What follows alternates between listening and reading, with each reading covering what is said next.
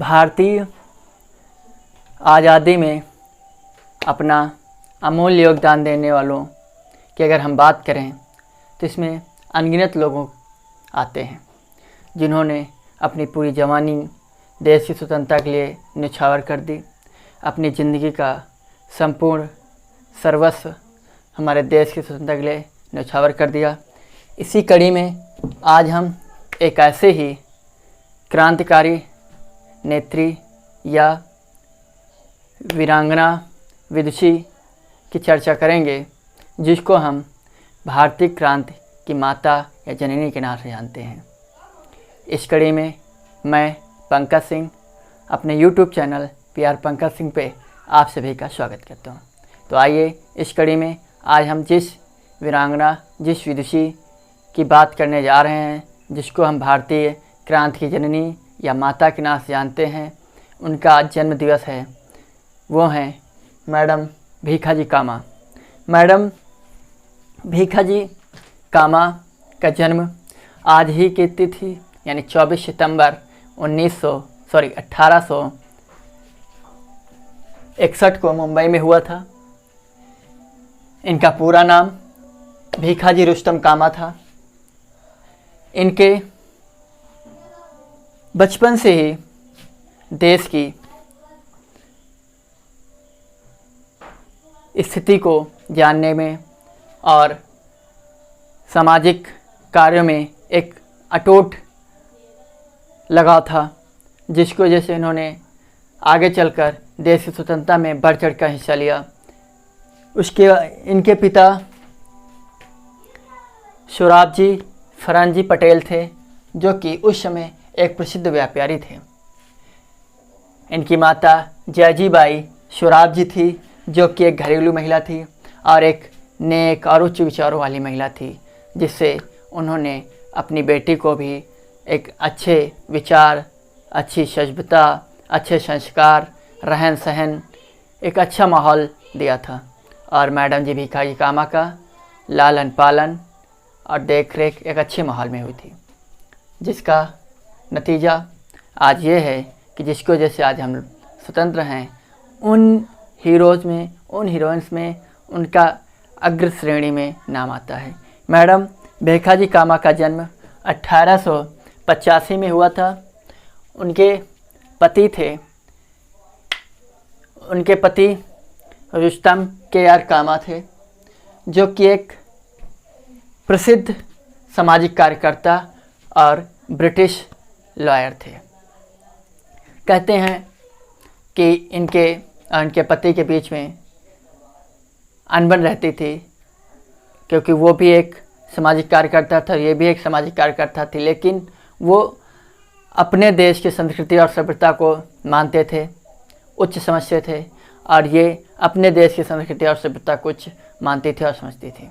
1896 में जब हमारे देश में बम्बई में प्लेग नामक बीमारी बड़ी ज़ोरों शोरों से फैली हुई थी, उस समय इन्होंने बिना कुछ सोचे समझे लोगों की सेवा की, जिसे कहते हैं ये खुद उस बीमारी से ग्रसित हो गई थी, जिससे इनका इलाज हुआ, लेकिन भारत में इनका इलाज सही से नहीं हो सका। इसकी वजह से इन्हें यूरोप जाना पड़ा। यूरोप में जब इन्होंने गई तो उस यात्रा के दौरान इन्होंने फ्रांस, जर्मनी और इंग्लैंड की यात्रा की। इस यात्रा के दौरान इन्होंने कई सारे देश के बड़े बड़े लीडर, बड़े बड़े क्रांतिकारी नेताओं से मुलाकात की, जैसे कि सावरकर जी, लाला हरदयाल जी और कृष्ण वर्मा जी। ऐसे महान हस्तियों से इन्होंने मुलाकात की। कहते हैं कि इन्होंने दादाजी नौरोजी भाई की सेक्रेटरी बनकर काम भी किया था। ये एक महिला होकर हमारे देश की स्वतंत्रता में एक बड़ा योगदान रहा इनका। दूसरी चीज़, इन्होंने शिक्षा Alexander native girls English institute से की थी। इनकी अंग्रेजी में पकड़ अच्छी थी, जिसकी वजह से इन्होंने अंग्रेजी माध्यम से इंग्लिश मीडियम स्कूल से शिक्षा ली थी। और कहते हैं 22 अगस्त 1907 को जर्मनी में हुई इंटरनेशनल सोशलिस्ट कॉन्फ्रेंस में भारत का पहला तिरंगा फहरा का इतिहास रचा था। और देश के बाहर पहली बार जिस किसी व्यक्ति ने, पुरुष या महिला में अगर हम बात करें, तो ये पहली ऐसी महिला हैं जिन्होंने देश के बाहर भारतीय तिरंगे को फहराया था। और इन्होंने जब भारतीय तिरंगे को फहराया था तो उसके बाद इन्होंने ओजस्वी राष्ट्र प्रेम की भावना से मर्मस्पर्शी भाषण दिया था, जिससे लोगों में देश प्रति की भावना जागृत हुई। लोग इससे प्रेरित हुए और देश की स्वतंत्रता के लिए अग्रसर हुए और आगे आए, जो कि एक बहुत बड़ा काम था। इन्होंने सिर्फ देश में ही नहीं, देश के बाहर भी, यूरोप में भी इन्होंने लोगों को देश की स्वतंत्रता के लिए एकजुट होने के लिए प्रेरित किया। ये इन्होंने बहुत ही शांतिपूर्ण ढंग से देश की स्वतंत्रता में लोगों को आहूत होने के लिए, अग्रसर होने के लिए, अग्रणी होकर देश को स्वतंत्र कराने के लिए लोगों को प्रेरित किया।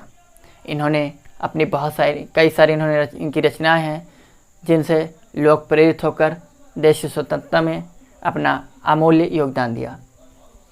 कहते हैं कि इन्होंने जिस झंडे को फहराया था उसमें 3 रंग थे जो आज भी हैं, केसरिया, हरा और लाल। केसरिया रंग जो कि विजय का प्रतीक था, हरा रंग जो कि साहस का प्रतीक था और लाल रंग जो कि शक्ति का प्रतीक था। इस तिरंगे में 8 कमल के फूल थे जो 8 राज्यों के प्रतीक थे। और मध्य में, इस तिरंगे के मध्य में देवनागरी लिपि में वंदे मातरम लिखा था।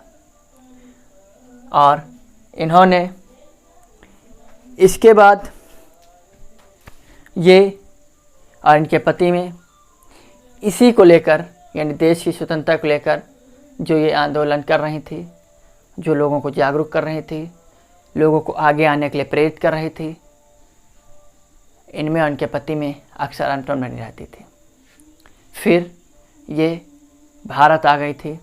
भारत आने के बाद इन्होंने कई सारे रचनाएं की, जिससे कि लोग उन रचनाओं को पढ़कर प्रेरित हुए और कहते हैं कि जिस झंडे को इन्होंने फहराया था, इस झंडे को इन्होंने खुद, यानी मैडम भीखाजी कामा ने और सावरकर जी और साथ ही कृष्ण वर्मा जी ने मिलकर बनाया था।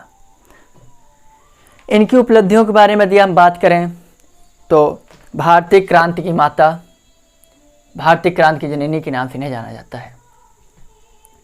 आज़ादी के लिए किए गए संघर्ष में एवं महत्वपूर्ण योगदान के लिए भारतीय डाक ने इन्हें 1962 में इनके नाम का एक टिकट भी जारी किया। दूसरी चीज़, इनके सम्मान में भारतीय तटरक्षा बल यानी कि इंडियन कोस्ट गार्ड ने जहाज़ों के नाम भी मैडम भीखाजी कामा के नाम से रखे। उसके अतिरिक्त देश में कई सारे सड़कों के नाम भी मैडम भीखाजी कामा के नाम से रखे गए, जो कि इनके वर्चस्व, इनके कामयाबी और इन्होंने देश के लिए क्या किया, इस चीज़ का बखूबी बयान करते हैं। भारत की आज़ादी को अपने जीवन का लक्ष्य मानने वाली भारत की वीरांगना मैडम भीखाजी कामा एक ऐसी कार्यकर्ती नेत्री थी जिन्होंने दादा भाई नौरोजी के निजी सेक्रेटरी के रूप में रहकर काम किया। इनकी मृत्यु 13 अगस्त 1936 में बम्बई में हुई थी। इस कड़ी में हम आज पहला लेक्चर आप सभी के समझ लेकर आए हैं और उम्मीद करते हैं कि आगे भी आपको ऐसे ही हीरो और हीरोइंस या नेता और नेत्री के जीवन से परिचित कराएंगे, जिनका हमारे देश की स्वतंत्रता में एक अटूट अमूल्य योगदान रहा है। अपना वह सर्वस्व जीवन देश के लिए न्यौछावर कर दिया है। ऐसे ही कई सारे क्रांतिकारी लोगों के जीवन से हम आपको परिचित कराएंगे, और उम्मीद करते हैं कि ये वीडियो आपको बखूबी भाया होगा, पसंद आया होगा। और यदि आपको ऐसा लगे कि वीडियो सही है और ऐसे लेक्चर्स आपको और भी मिलने चाहिए, इससे दो फ़ायदे हैं। पहला, एक तो हम इतिहास अपना जान रहे हैं, जो कि हमारा भारतीय इतिहास हमें पढ़ने को नहीं मिलता है। भारतीय किसी भी क्रांतिकारी या किसी भी राजा का इतिहास बहुत ही कम मिलता है मुझे पढ़ने को। तो हम उम्मीद करते हैं कि ऐसे ही छुपे हुए जो भी नायक नायिकाएं हैं देश की स्वतंत्रता में जिन्होंने अग्रणी भूमिका निभाई है, तो उनके जीवन से जुड़े हुए जो भी पहलू हैं वो आपके समक्ष में लाने की कोशिश करूं। और यदि आपको ये सही लगे तो आप कमेंट के माध्यम से बताने की कोशिश करेंगे। तो इसीलिए इस कड़ी में ये मेरा आज पहला लेक्चर था और उम्मीद करते हैं कि आपको पसंद आया होगा और आप इसे लाइक और सब्सक्राइब और शेयर भी करते रहें अपने मित्रों के साथ। इसी के साथ आप सभी को धन्यवाद। Thank you. जय हिंद, जय भारत।